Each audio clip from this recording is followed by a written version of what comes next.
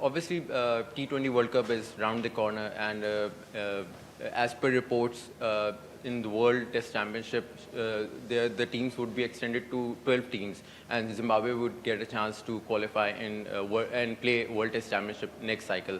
Do you think these motivations are becoming a good source for you to become a better team and give good performance? I don't think so. Zimbabwe need an outside source to be better.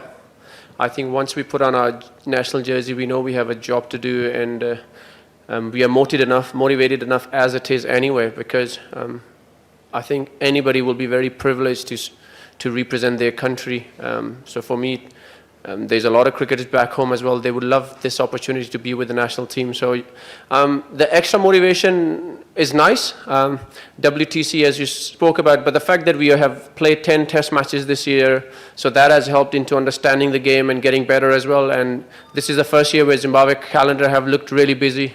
So these sort of results, tells you that the process Zimbabwe cricket is following is suddenly starting to give those rewards that one look for. So, yeah. Zimbabwe has done some serious good work in the recent past. What do you want to say about the current mind shift and the belief in the team right now? So the belief comes with training. We have been very sort of hard in our training, and the fact that I think the thing that we were lacking in the past was that mental toughness as well. So if you look at it, a lot of the games that Zimbabwe has played this year, we have taken most of the teams to the wire. Even though we have lost more games than not, but most of the times we have lost, we have given the opposition a great fight. So once you hang in there, and sometimes luck goes your way, or those little catches that you take and things like that, a diving stop from a boundary, a run out here and there, because we have worked hard, those sort of things adds up, and today is a great testament of all the hard work we've been doing in the past as well. I thought today we were really clinical. Sikandar, obviously you have played worldwide leagues and you are the captain of Zimbabwe. What is the philosophy of making a playing 11 for T20? Is it based on all-rounders, or do you think the specialists do matter in T20 playing 11 as well?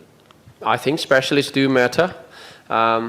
So a lot of the times I get sent messages is what people have tweeted sometimes, and my teammates take a lot of slack. So I think once you're batting low down the order, there's a middle order, then there's a low. I think strike rate, for me, for Zimbabwe, that is, strike rate matters more than the runs. How quickly you impacted the game, how quickly you score those runs, because most of the games you win, you might end up winning by 6 runs, 8 runs. You hardly get games where one team has been blown away. So the margin of T20 wins are very little, but here would be a guy who'll score 28 of 10 balls. That's a 200 strike rate of 30 or 15 balls. So those little cameos is what matters the most at a lower middle order. Then I think with the middle order, the situation tells you how you need to go about it, and of course, being the opener, you're always looking to be aggressive. So I do think each position has a role, how they play, how they do things. Unfortunately, I think in T20 cricket, people make too much about the averages. I look at the strike rates. How quickly did you try and take the game forward?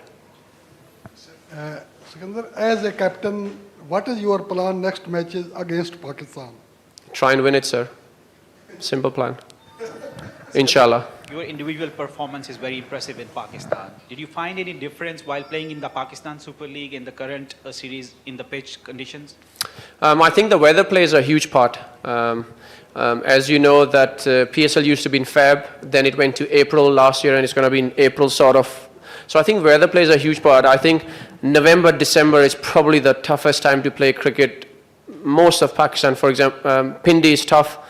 Karachi might be okay. Lahore will be tough as well. So I think the conditions, you cannot fight the conditions. And credit to groundsmen, to be honest, even in these difficult conditions, they have managed to prepare some sort of decent wickets as well. The sun hardly comes out. When it comes out, it's not warm enough, and then the temperatures drop quickly. The dew takes a huge part. So kudos to groundsmen for trying to give the best possible wicket. So I think they've done a fantastic job.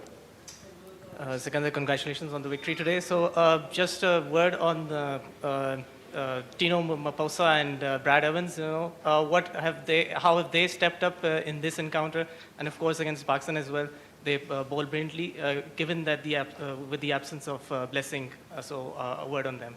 I think you forgot the most important name in there, Richard Garava. Richard Garava leads this bowling attack. his mindset, his work ethics, and Tino being a youngster, he follows. Brad has been a great addition to our squad. He's played a lot of cricket, and kudos to him. The man is going strong. So Brad is also very disciplined when it comes to his diet, when it comes to his training methods, his work ethics. So Richard being the leader of this bowling group, I think he should be given a lot of credit, not me. So we have our own things that we do in the changing room, and I think Richard has been a fantastic leader of this bowling group, even without blessing Muzrabani. And we dearly missed him, but unfortunately he was injured, and we all praying for his quick recovery because he's a vital part of our family. Right, and you of course became the second Zimbabwe cricketer to pick up 100 T20I wickets today. So a word on that, how special is that achievement? The achievement was made even more special because Zimbabwe won.